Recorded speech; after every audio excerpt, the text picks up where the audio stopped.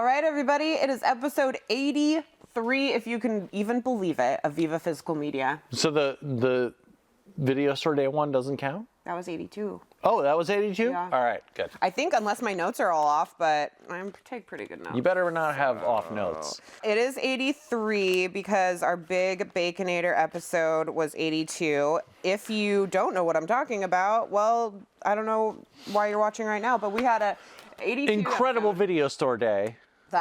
We had a huge Viva that debuted in segments on Video Store Day, live stream and pre-recorded stuff. It was amazing. The store was so busy. We were so busy, and it was literally the biggest video store day ever in the store. Yeah. We raised a lot of money.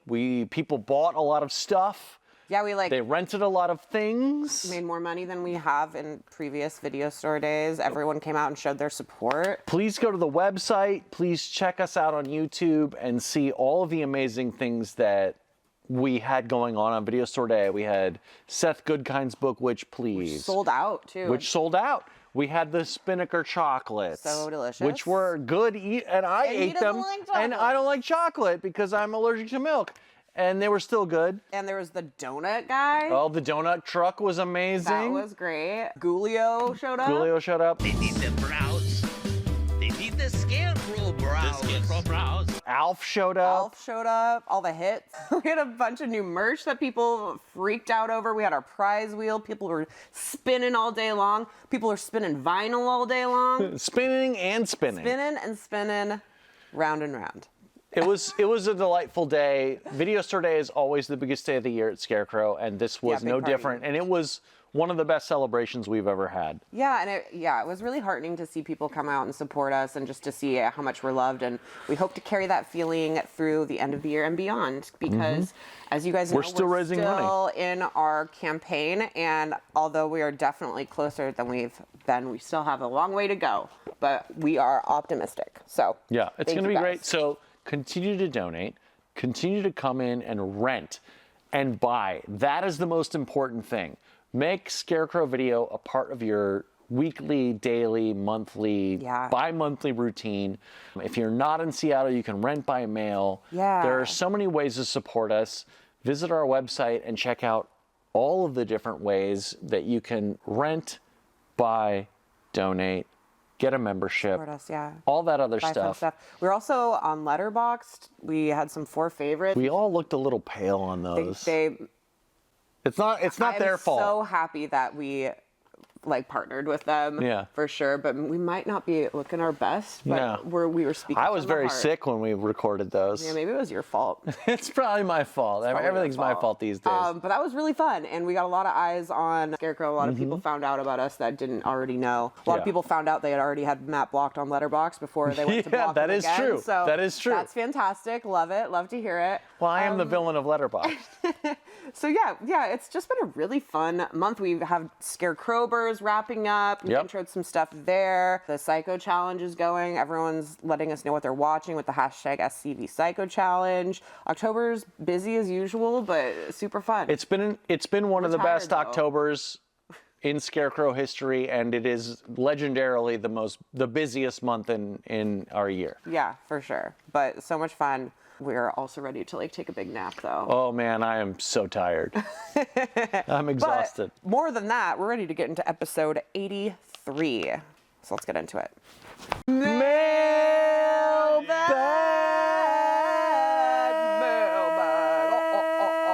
It's a mailbag, but before it's a mailbag, we forgot to shout out that we were on a really fun podcast. The Force 5 podcast. That was so much fun. With Jason Kleberg. It was super fun. He gave us 5 spooky movie categories, and we all just kind of shot the shit and talked about it. And it was very casual and fun and not stressful, and it was just good vibes all around. Not stressful. I had a good time. He was a good host. I listened to it, and I usually don't listen to myself after podcasts, but I listened to it, and I was like, we're funny. What a team. I was like, we're good. What a team. This is good. So thanks, Jason, for having us on. And if you guys are out there wanting to hear more of us, Force 5 podcast. It's a good podcast. But mailbag. We haven't had a mailbag in a while, and we have a couple. All right, we got a mail from Troy Barber. We met Troy the other day at Video Store Day. He came to visit us. and very sweet. That was really nice. Very sweet guys, and it was cool they came and visited during. I was a little worried that I didn't get to spend enough time with Troy, but we were very busy. It was crazy, and they were doing stuff too. Of course, they were doing stuff too, but I just Dan's don't. birthday or something that they were. I want to make sure that Troy and Dan didn't feel like we were ignoring them. Nah. But it was a busy day. Troy, Dan, let us know if we were ignoring you. Yeah. All right. This is also, it's been a little bit, so these are a few weeks old. But hi, Viva crew. Sorry I haven't written in a while. Hope you all are well. I'm dropping a quick note to say I'm enjoying the Psychotronic Challenge, and it's given me a chance to knock out some genre movies for my watch list. 2 viewings I owe to you in particular. Texas Chainsaw Massacre 2, which I'm going to watch on Halloween night. I've already planned. Oh, sick. I won this VS disc at last year's video store day. Scarecrow Telethon. Emily and Matt, you all were broadcasting and had a stack of Vinegar Syndrome discs to choose from, and I was hoping you'd select TCM2, and you came through. I remember you saying you thought this would be up my alley and hand-selected it for me, or maybe I was controlling you with my mind. And of course it was wonderful. I enjoyed the fact that rather than being a retread like Friday the 13th Part 2, which is still good, Hooper reinvented the story with a new tone and new wackiness. Watched for day number 12, all things being sequel. The second movie, Atomic Dog. One of the early dog movies. It got panned on VPM episode number 13 by Emily and some guy with a Montana accent who was on the show. I don't even know who that is. I wrote it and mentioned being a Trenchard Smith fan, and Emily laid down this challenge. This was back in April 2021, and I made a note of it and finally had occasion to watch it for day number 6, Man's Best Friend, ? So although it's been 2.5 years, I wanted Emily to know that her challenge was accepted and has now been completed. And it was not that bad. You all were too hard on it. I mean, it's not great cinema, but for a TV movie without any great effects, it was okay. Especially in a let's watch something early in the day during a heat wave kind of way. Wow. It was fine. I learned a lot about parenting and the meaning of family. Dude, we got Brian Trenchard Smith to sign our copy of Atomic Dog, which I still am so happy about. Stay cool and stay awesome, Troy and SF. Thank you, stay Troy. cool and stay awesome, Troy. I'm so glad I got someone to watch Atomic Dog. That was amazing. terrific. That was a tremendous mailbag email. You guys, I love hearing what you have watched because of us. Yes. So more of that, please. We really want to hear about that. All right. Brendan Sweeney. Oh, Brendan. Hi, Brendan. He requested a Rapid Rex from us. We delivered in episode 79, and this is responding to that. Finally got through the 14 Rapid Rex I hadn't seen. He watched all of the Rapid Rex that Good we for hadn't him. seen. That's amazing. Good for him. Thanks for all of them, except for Emily's wreck of Hard Rain, which was clear category fraud. What? Come on. It was because I think it was like the... Particularly strong action movie, i.e. the actors are doing the action, not the editing. Okay, well... This is more like the effects and the setting and location are doing it, but Hard Rain 1998. So not what the recommendation No, not at all. Making it needlessly competitive, I preferred Emily's pick 6 out of 10 times, which confirms that I am both young and hip. Yeah, it does, my friend. But Matt confirms that I am old and annoying. But Matt got the top 2 spots overall, and the bottom 2 spots. Yeah, that's the Lynch guarantee. Yeah. So I appreciate his big swings. The 2 picks I've already passed off to friends as my own, non-Rapid Rex, are Matt's Born to Fight for the absolute insanity of the stunts and the brutality of the squibs, and Emily's Scorchy for the full tour of the 1970s Seattle via car/boat/dune buggy/helicopter chases. Thanks to Scarecrow for making it possible to find all these films. Brendan. Awesome. See, yes, I want to hear what you guys are watching because of us. This is awesome. That's what we want to hear. We love to know it. when we influence your taste. And if you do Rapid Rex, we would love to hear that you watched them. That's actually really awesome. Look, we're going to do another Rapid Rex here in a minute. There are still 3 Rapid Rex available for a $100 donation, and there is still a $50 match on that. So your $100 donation for a Rapid Rex is going to get you a $150 donation. There are still 3 more of those. Yes, so donate, show us that you donated, and then give us your categories. And they could be as broad as you want, or they could be extremely specific, like Believe Becky me, here. if you confuse us with your Rapid Rex selections, we will email you back and say, what do you mean? What are you talking about? Because we want to get your Rapid Rex right. Yeah. If you guys feel like mailbagging us, then you can email us viva@scarecrow.com, or you can write us a handwritten postcard or letter via the Pony Express. Scarecrow Video, 5030 Roosevelt Way, Northeast Seattle, Washington, 98105. Or you can come to the store and drop off a parcel. I don't know, whatever. Holla at your girl.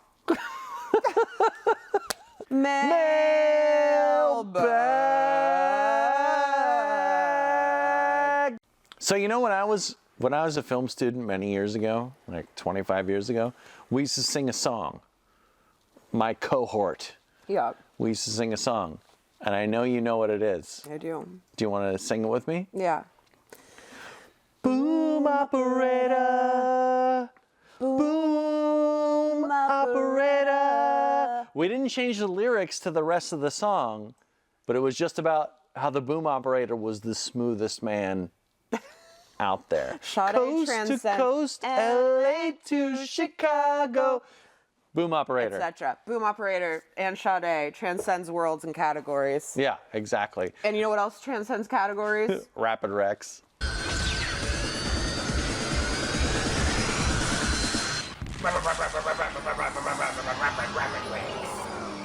So we have an old Rapid Rex tonight from Becky. An ancient Rapid Rex. We meant to do it on the big Video Store Day Viva episode. So much happening. But there was so much happening that we did not get to do it. And I didn't want to half-ass these picks. No, we didn't want to half-ass the We picks. don't want to half-ass your Rapid Rex when you're donating $100. That's insane. Donating $100 that because of math and matches turned into $300.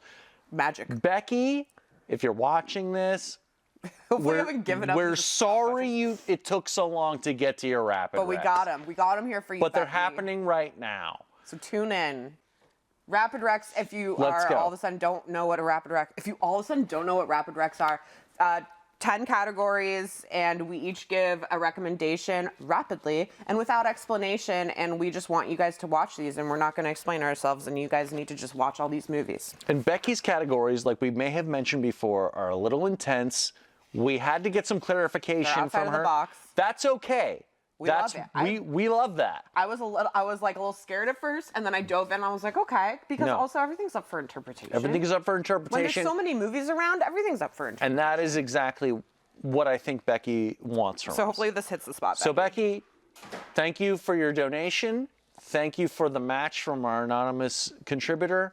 And let's get to these Rapid Rex. Who wants to go first, though? You go. Hidden City. I went with 1998's Halloween Town. I went with the exploitation classic Raiders of Atlantis. Hunter Hunted. I went with 2008's Eden Lake. I chose the bike messenger chase movie Premium Rush. Great Space and Spaceships. I decided to go with Danny Boyle's Sunshine. Oh, I love that movie. It's so good. It's my favorite Danny Boyle movie. really great. I chose Kinji Fukasaku's Star Wars knockoff Message from Space. Unlikely Spies. As much as I want to punch him in the face, I did go with American Ultra with Jesse Eisenberg. I also want to punch Jesse Eisenberg in the face. I went with the Tom Cruise, Cameron Diaz, James Mangold epic Night and Day. Oh yeah, you talked about it on the show. I did. I love that movie. It's really good. The setting is a character. Controversial, I know, but I went with Aronofsky's Mother. Interesting choice. love Mother. I see that, and I hear you. I know you're a Aronofsky hater. I am, but That's okay. I get why you picked that movie, and I like the choice. Great. I went with something a little simpler. I went with one of my top 10 favorite movies of all time, Escape from New York. Ooh, so good. I want to watch that now. Mm-hmm. You don't know shit. I went with a 2019 horror movie with Bill Skarsgård, Villains. I went with the Martin Scorsese movie about Catholic priests sublimating themselves to the Japanese hierarchy, Silence. Dude, I love That these category was a little nebulous for us. So dorky, so sexy. How did you interpret this one? I interpreted this one as a movie that I felt was dorky, but still sexy. Mm-hmm. And I went with Baz Luhrmann's Romeo plus Juliet. That's a sick answer. I went with, in a similar direction, Yeah. I went with A Knight's Tale. That's great. Those are both really dorky movies, but they're sexy. But they're sexy, and A Knight's Tale and Romeo and Juliet are terrific films. Yes. Time travel is confusing.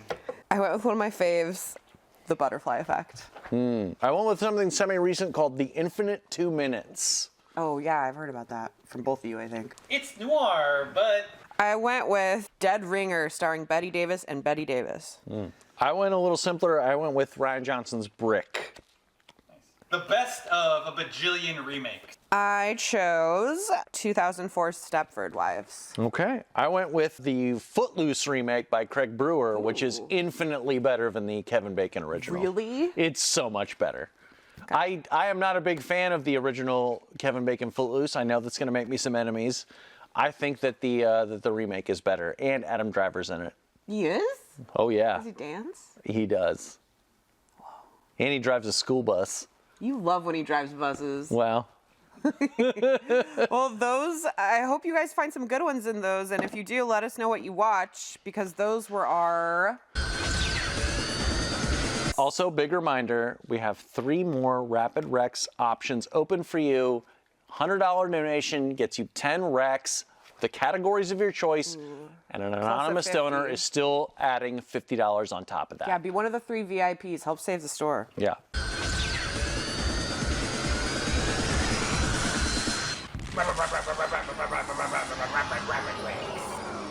So now we're into our picks The meat. of the episode. And this is a semi-spooky episode, so we kind of went with semi-spooky choices. Yes. It's going to come out after Halloween. I don't but, think they're mine aren't semi-spooky. They're spooky. Mine are spooky too. Yeah. I just didn't want to commit. I Okay. don't want to put words in your mouth. No. I don't want you to do that either. All right, so my first pick is Dario Argento's opera.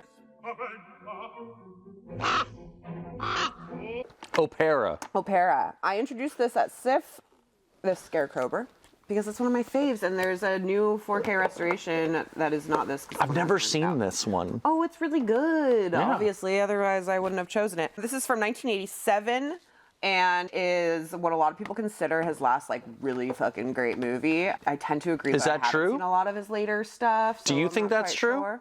I would go as far as maybe saying Sleepless is his last, like, good movie. But this is his last, This like, is probably the last one that's actually fucking a great. classic. Yeah. okay, You know? okay. Just Yeah. asking. This is Total Giallo during a production of an opera of Macbeth that everyone says is cursed. It's the opera. Macbeth brings bad luck. What are you talking about? We thespians believe it's bad luck to mention the name of this particular play out loud. You mean Macbeth? The girl who becomes Lady Macbeth because the woman who played Lady Macbeth, played by Argento's wife at the time, who was in a bunch of his movies, I forgot her name. Not Daria Nicolodi. Yes. Oh, okay.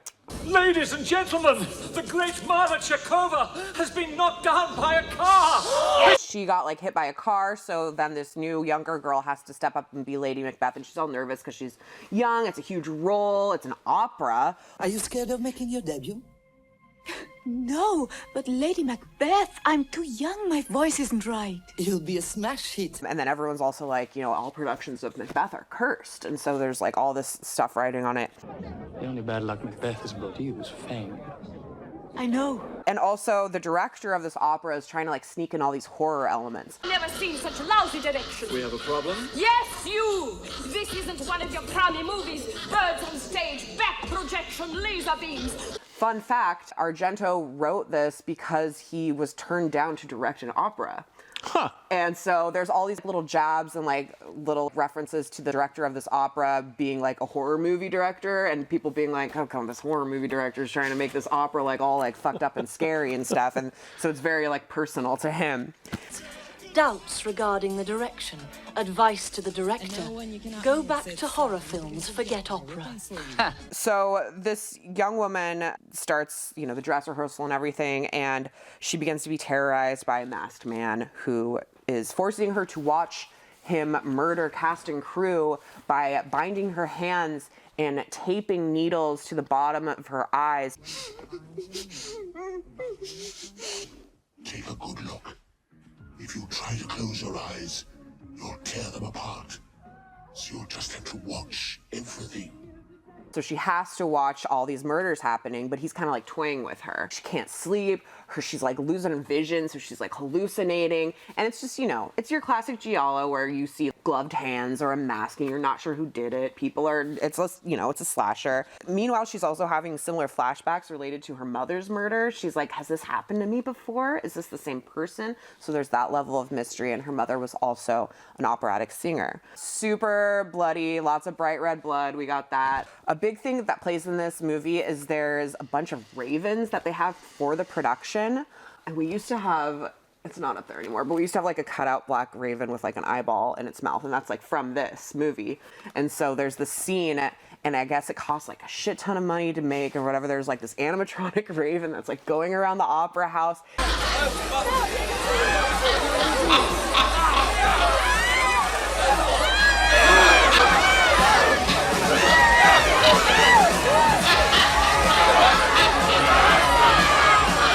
Swirling camera movement shots. It's super fucking cool.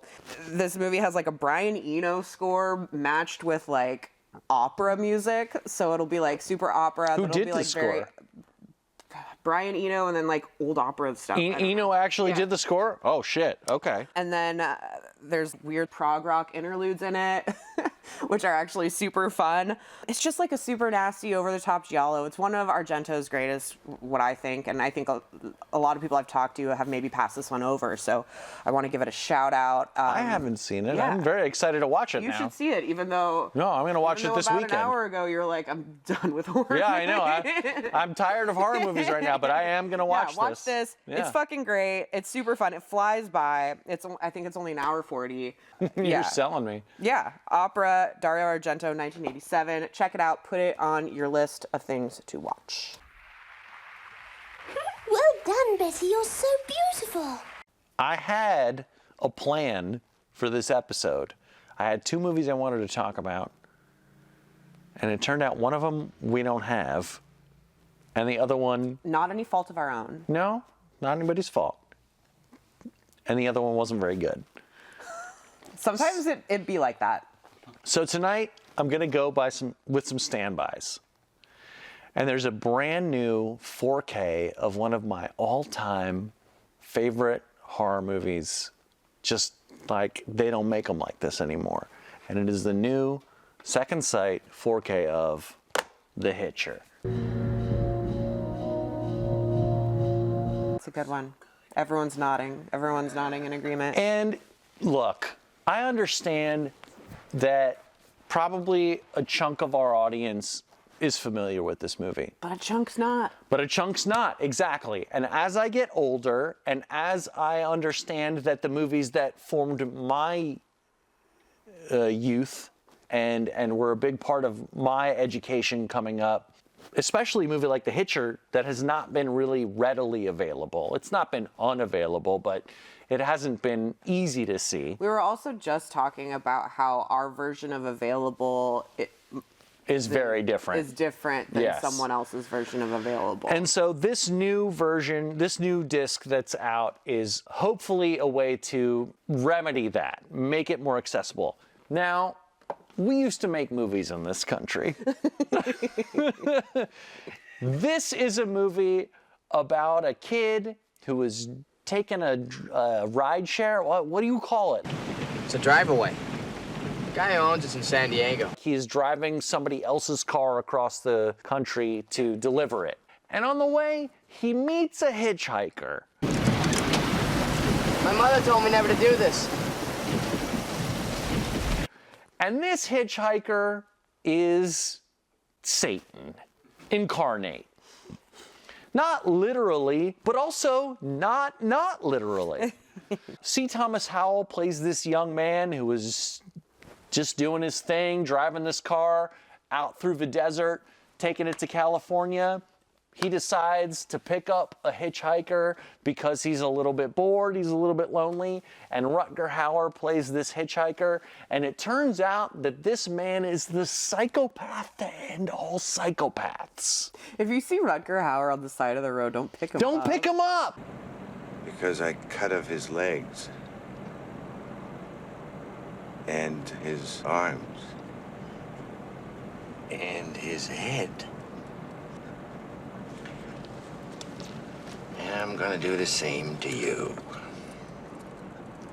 This is an intensely scary, intensely nebulous. There is no explanation for what is happening here. What makes The Hitcher scary is that we don't know why John Ryder, which is what Rutger Hauer's character calls himself, wants to torment this young man. What do you want? We don't know what his agenda is, except that he wants to be evil, and perhaps he wants C. Thomas Howell to kill him. What do you want? I want you to stop me.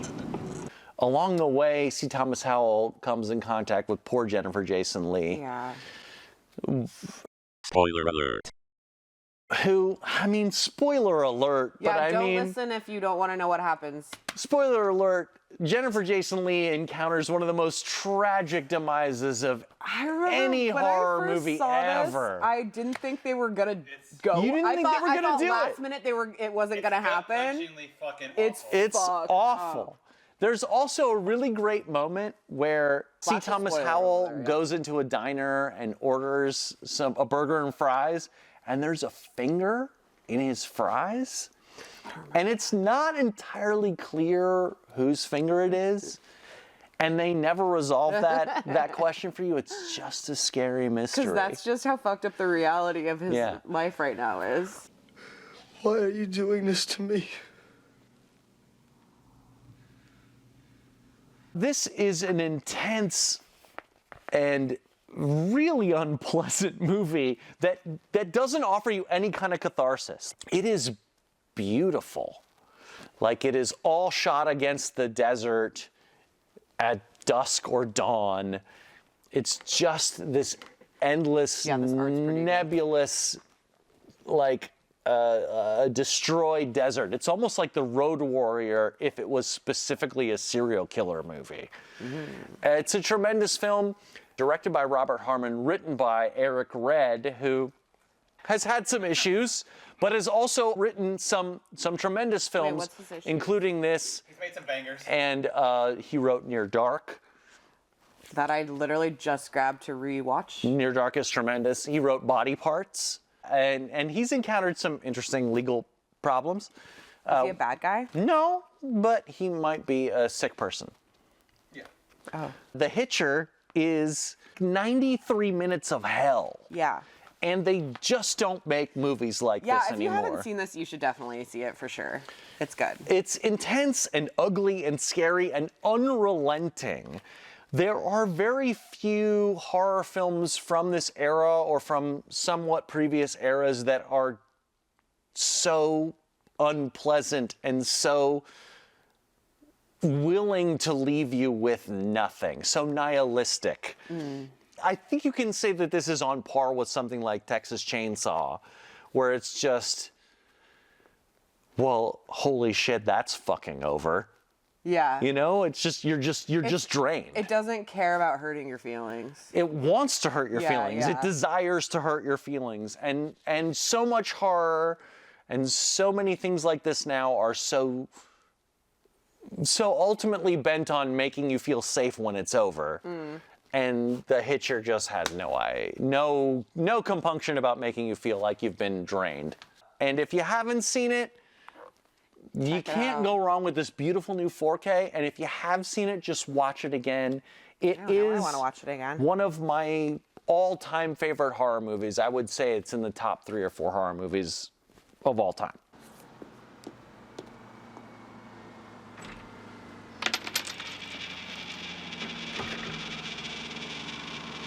All right, so my next pick is The Living Dead Girl by Jean Rollin.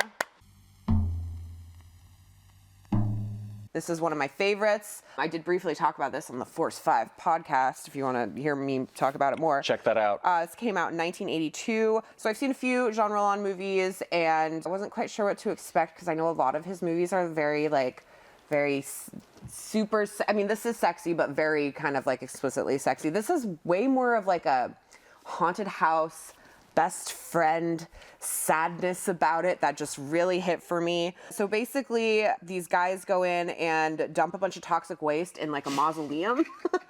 Quelle saloperie. Tu parles, faut bien qu'ils les mettent quelque part, les déchets chimiques. As well as are trying to like rob these graves. They're a bunch of dipshits, and they shouldn't have done that because they awake from the dead this woman named Catherine. I think it's Catherine. She wakes up and she's absolutely gorgeous. She had died 2 years before, but she wakes up with a new hunger, and a hunger for blood. So she kills these bozos, and then she starts wandering around her estate. Very ghostly. She's in this long white nightgown. She's beautiful, long blonde hair. Everything is like misty. The estate's like old and gorgeous. And she's just kind of like not really understanding where she is between life and death, or even if she's dead, or what this new craving is inside of her. But she does know one thing, and it's that she has a best friend named Helene. She calls her up. She can't really talk much yet because she's, you know, really undead. So she just plays this music box that they had played together when they were kids. So her friend is like, what the heck? Catherine. Are you alive? And she rushes over to the estate and she's overjoyed to find her friend. Because when they were children, they had made this blood pact that they would just have each other's backs no matter what, in life and in death. And so they really are just becoming loyal to that fact. And Helene keeps procuring victims for Catherine to drain of blood. On aurait dû savoir que je t'aimerais toujours, même différente. There's a bunch of really gory kills, lots of just, you know, juicy, bright red, pink, like paint blood that I love. That's the best. It's so good. It's so satisfying. Very satisfying, yeah. Very thirst-quenching. There's also like a kind of a subplot of these two American photographers that are on a road trip that stumble upon the estate. And the one woman's very interested in taking photos of Catherine because she's just so gorgeous and like mysterious. Big mistake. Big mistake. Huge. You see, Catherine doesn't want to be killing. She doesn't even want to live. She thinks this is a stupid existence, and she just is super depressed about it. And Helene just wants her best friend to be around again. So she's like, no, you have to keep draining blood. And there's this kind of just tug between life and death and loyalty and doing what's right. There's a dreamy sadness about it. It's just gorgeous. It's super sad. It combines this like high art with like lowbrow kind of exploity trash in a way that just really hits for me. And it's that beautiful genre-lam, like dark. It's sad. It's just cinematography like too. Yeah. There's lesbian undertones, of course. Oh, I mean, you clear-coded. can't have a genre-lam movie without it. You can't. But it's a heartbreaking kind of gothic romance too, and it's just, I really love it, and I think everyone should watch it. And this cover is so funny because it's just so fucking bloody. Yeah. But the movie's really gorgeous. It's beautiful and ethereal and... Yeah. Check out Living Dead Girl.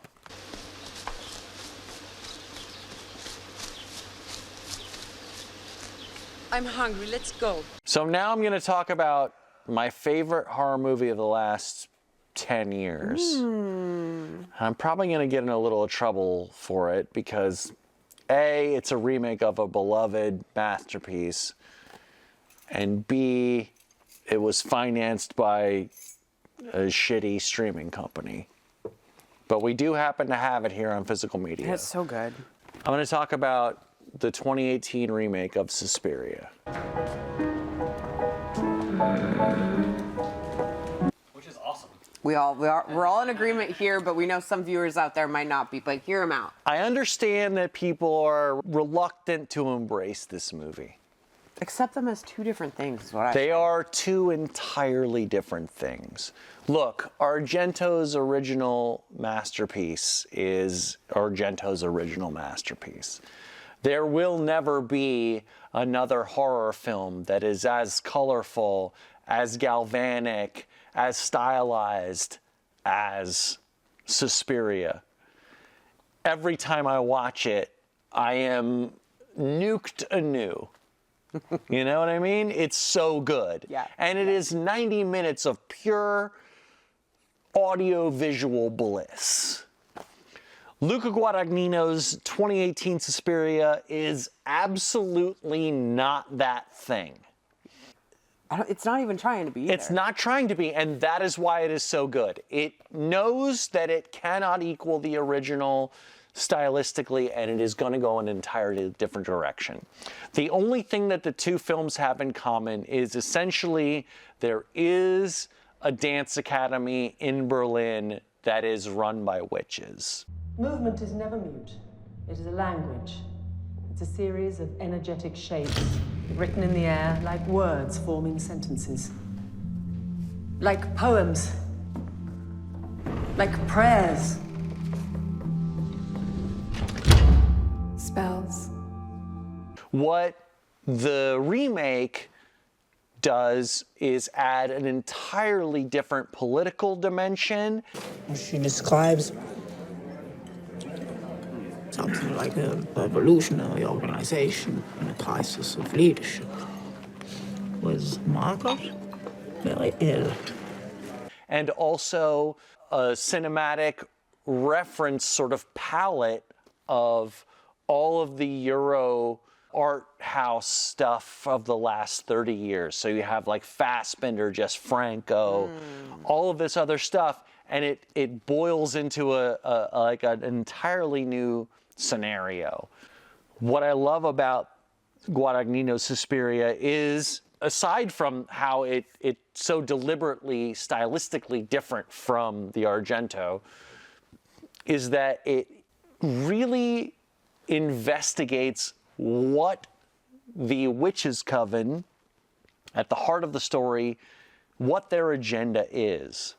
You're looking at a group of women who are incredibly powerful and then had to go underground during World War II because of... She's tough. She kept the company alive through the war. When the Reich just wanted women to shut off their minds and keep their uteruses open. Just because of the Nazis. Because of, all that shit. You know, all the shit with the Nazis. So this is a story about Faustian bargains for control. It's about hibernating fascism. It's about matriarchal, even to use an old term, yonic power. Check out the big brain on Brad. You're a smart motherfucker. Ooh. Terrorism as performance and performance as terrorism.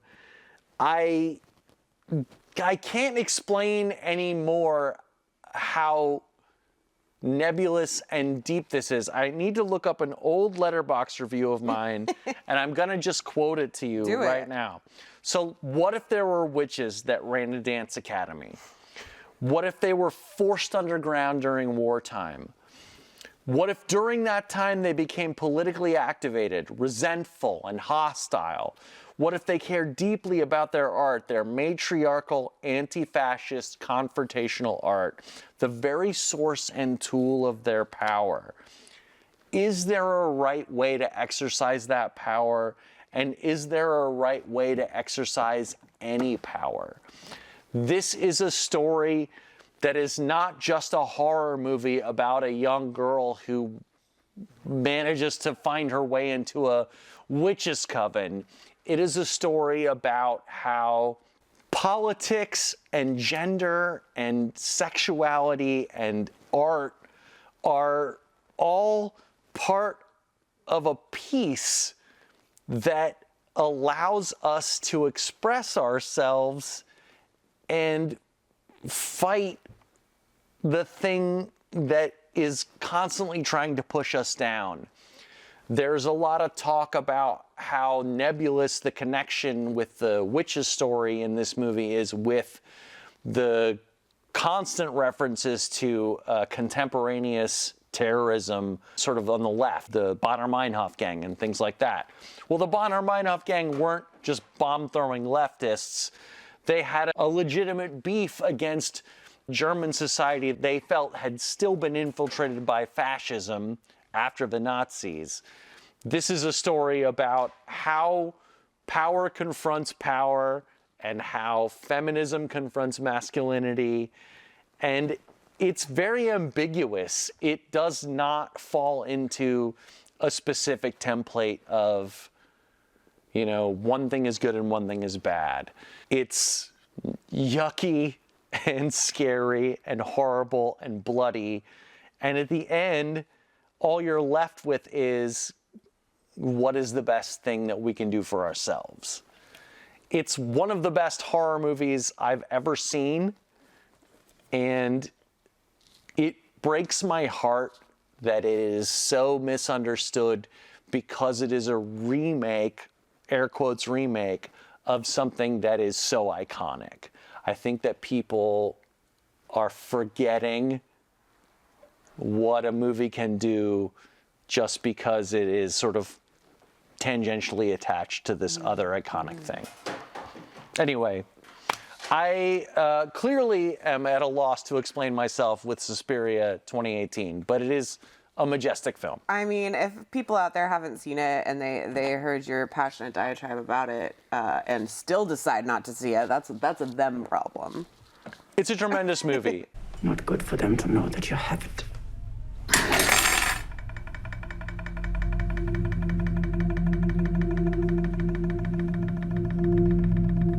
Bark, bark, bark. Who's there? It's the creature. Oh boy. This is a Matt special here because you picked it. Oh man, I'm so sorry. It wasn't even as bad as it. It's no Love on a Leash, which was true. Something like that. But we have the creature, El Criatura. El Criatura. Eloy de Iglesia, a tremendous Spanish filmmaker who was working at the height of the Franco regime. Francisco Franco, absolute ruler over Spain, was one of the most enigmatic dictators in European history. Even today, the country still bears the scars of his reign. And that's very important to the movie that we're going to be talking about tonight. What's this movie about? This movie is about a woman and her husband. ¿Qué era eso tan urgente que no podías decirme por teléfono? No debió parecértelo cuando has tardado tanto. Who have a shitty marriage. Have a shitty marriage. They keep trying for a baby to fix things, but she keeps miscarrying. But she gets pregnant. Yes. ¿Estás qué? They're talking about it afterwards, and they're talking about the state of their marriage, and she goes, ¿Crees que esto puede arreglar algo, Marcos? Cristina, por favor. Aunque no decíamos nada, los dos tratábamos de echarle la culpa a ese niño que nunca llegaba. We blame the state of our marriage on the baby that never arrived. Now the baby's coming. What are we going to blame it on next? And then one day they're traveling to their country home, and then they stop at a gas station, and the young lady has an encounter with a dog that scares her. Yeah, he starts barking. He doesn't attack her or anything, but she goes to pet him.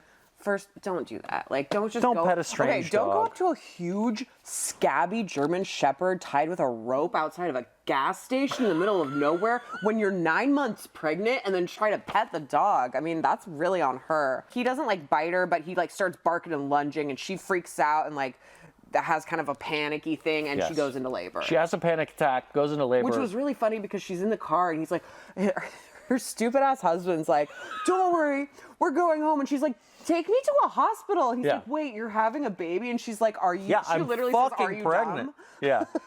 So, long story short, she loses the baby. Yeah. And it becomes it is a very traumatic experience for her. Very bad. You shouldn't fix a marriage with a baby. It's not going to work. They go to the beach to try to rekindle their romance because they went there for their honeymoon, and they encounter another black shepherd, German shepherd. That looks very much like the dog that attacked her. Yeah. Less scabby, yes. He's not in his quite bad shape. And this dog seems to have an interest in the woman and is following them around and coming up to him. And she says that she wants to adopt him. Para. ¿Nos lo llevamos? Es una locura. Además, no nos pertenece. Seguro que tiene dueño. ¿Qué importa? Anda, sube. And they name the dog Bruno. ¿Bruno? ¿Bruno? Sí, Bruno, ¿por qué pones esa cara? Así pensábamos llamar al niño si hubiera vivido. But at first, what's funny is at the beginning of this movie, there's opening credits, and the dog is credited. The dog actor's name was Mickey the Third. Mickey the Third, yes. And she jokes when she's like trying to figure out what to name him. She's like, "I'll name you something stupid like Mickey," and it's funny because that's the dog's real name. Also, what's funny is when I was 5 years old, my first dog was a German Shepherd named Mickey. Mm. But then was he a black German Shepherd? No, he was like the normal, purebred, like cop-looking German Shepherd. Oh, but those are then we beautiful had dogs. to, I had we one had to too. give him back because I was too scared of him. I also had a German Shepherd that fine, he had to could be live. given up because she was vicious. Ours wasn't even vicious. I was just too young and too scared, and so we ended up giving him back to the lady that we got him from. So I'm sure he had a great life. So basically, what ends up happening is that she becomes more and more sort of attached. Yeah, because to the dog. She's like, her marriage is not fulfilling. Her husband's a piece of shit And a fascist. And just dumb and not like fulfilling her needs, not like just sexually or anything like that, but like just being there for her in this time of like trauma. No, he has no post-miscarrying. empathy. Yeah. And so she's really connecting with this dog. It's tapping into not only her maternal instinct, but just having a companion, someone she can like just talk to, spend like, be happy with, basically. Yes. This movie it's kind of like promoted as being like, oh man, she's gonna fuck the dog, you know, like a very exploitive, sleazy way. It doesn't really go that way. It doesn't go that way. It could be implied if you're looking for that, but I was talking to you earlier how I think a lot of it is the husband projecting it on the situation onto what's happening with It the is wife and about the dog. how he is having this idea that his marriage is being usurped by this dog. Instead of because he is not providing what she needs. And then, now, look, Eloy de Iglesia was a provocateur. Yeah. There are elements of this movie. I mean, there's a reason that is even in it. Yeah. Absolutely. Like, there's a long scene where, like, you know, she goes into the bath, and then she has a little thing with the dog, and the dog's tugging on the towel, and then maybe he starts licking her and stuff, and it's a little weird. Malo.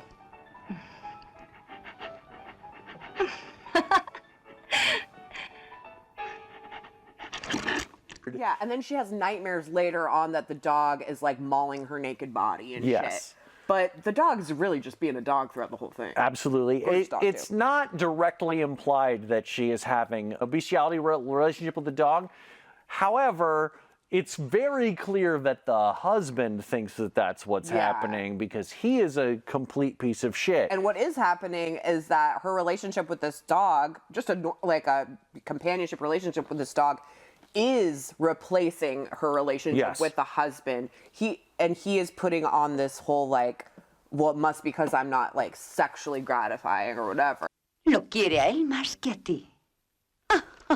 This movie was made 2 years before the end of the Francisco Franco regime by a filmmaker who was very openly gay at a time where that was, you know, legally actionable. Like he could be imprisoned or worse for that kind of thing. And I think that the relationship between the woman and the dog is basically just a big fat metaphor for the way that this fascist society means that anything outre is revolutionary. Right, and the husband obviously symbolizing the conservative and traditional values of marriage, of the home, and of society as a whole. Absolutely. And the woman's place and how hypocritical that is. Damn, this movie actually, there is a lot in this movie to like chew on. It's to chew on literally. Yeah, like a bone, baby.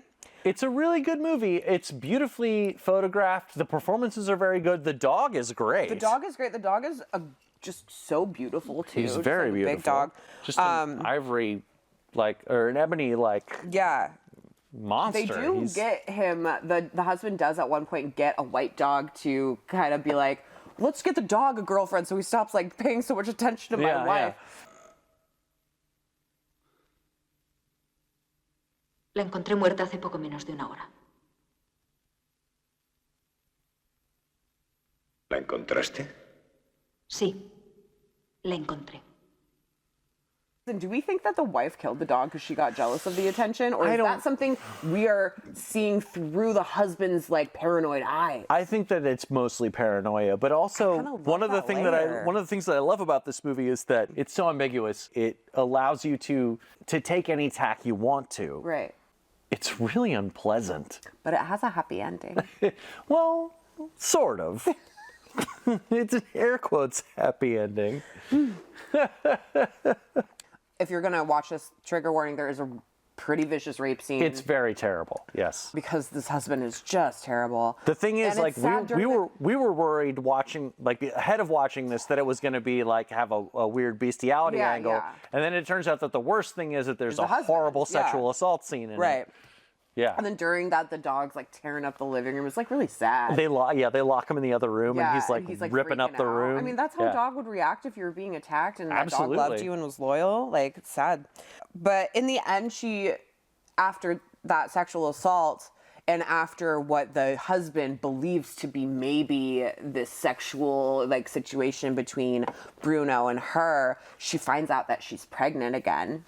And she doesn't tell him. She packs her bags. She gets Bruno back because they had some woman adopt him. They get him back, and she leaves her husband with her dog. And the movie ends with her super pregnant in like the chalet. Yep. Their country house. Their country house, and everyone's happy. And the dog is like, "That's my baby." Yeah. No, but yeah, it's a really interesting film. They used to make movies in Europe like this. Yeah, right. It's hard to explain. This is absolutely a product of the political situation in the country that it was made at the time. Obviously the relationship between the woman and the dog is a big fat metaphor. Ooh, I didn't check this, but there is an interview between him and Gaspar Noé on this disc. Oh, well. I don't think we need to talk to Gaspar Noé too much. That would be quite interesting. But this is a really, really interesting movie, and it presents as something that's yucky and something that you might want to avoid because, that's gross. But it is actually pretty thoughtful. It is not very graphic. No, not at all. And also talking about it with you two, kind of unpacking it, is making me appreciate it a lot more as well. And also, its most nightmarish elements are... I'm not going to sit there and advocate that you need to watch a movie that has a very extended sexual assault sequence, but it's not graphic for the sake of its own titillation. As far as those kinds of scenes go, it is actually filmed in a pretty respectful way, and I don't know if that has to do with the man not being like a cis hetero dude. That's probably likely, it's a really unpleasant scene, but there is at no point any kind of male gazy that's you're meant to be horrified by it. Yeah. Anyway, so I'm going to give this 3 paws. Yeah, so I was going to give it 2 paws earlier because I hadn't really unpacked it, and I was like, it's just so kind of outside of the norm of what we do. I mean, compare this to All Dogs Go to Heaven or whatever. Yeah. But that's also the beauty of us doing these dog movies, is that we're not quite sure where they're going to end up. But I'm also going to give it 3 as well. It's an intense movie. It's a commitment. Yeah. Yeah. Yeah. But anyway, The Creature. Yeah. And this just came out on Blu-ray from Severin. You're not going to find this anywhere else but Scarecrow right now. The next movie we're going to do is going to be a little wackier, I assume. I would like something a little lighter. Please. It stars Alice Cooper. It's Monster Dog. From Claudio Fragoso, the director of Troll 2.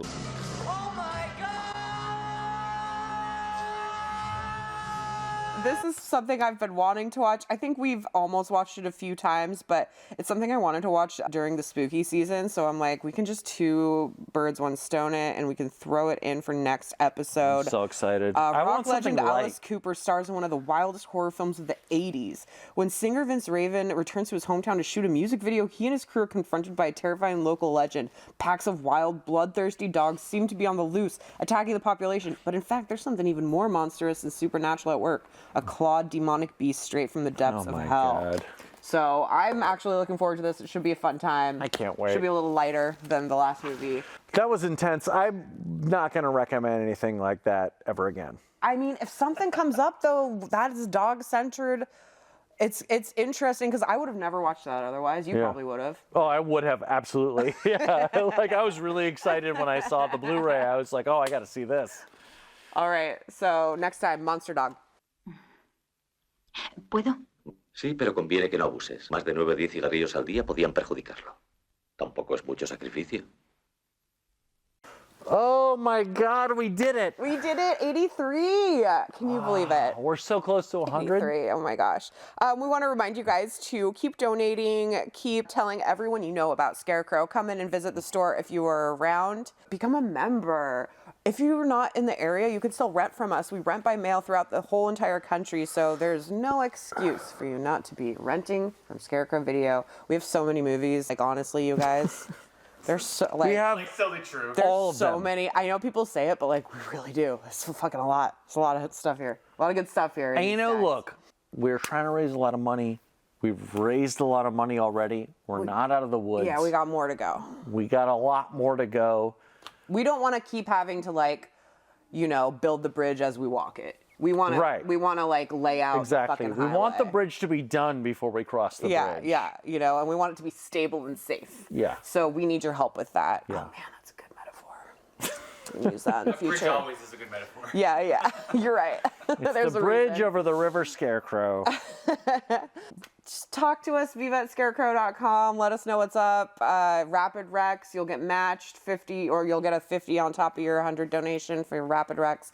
3 spots left. What have you watched this Halloween season? Let us know. If you watch anything we've recommended, let us know. Send us pictures of your pets in their Halloween costumes. Oh, please. And if you don't, I'm get going to you. come to your house and I'm going to be mad at you. You don't want this guy knocking on your door. That's for sure. Nobody wants me knocking on their door. At all. Yeah, check out the stream of our video store day. It was super fun. Thanks again if you stopped by or contributed in any way. And I mean, I think that is about That's it. I'm exhausted. It's been a really heavy October. Let's each go home and get cozy. Oh, let's be cozy. Let's be cozy. All right. We'll see you guys later for the next episode of Viva Physical Media. Goodbye. Hail So Satan. long. Cozy Satan. Good night.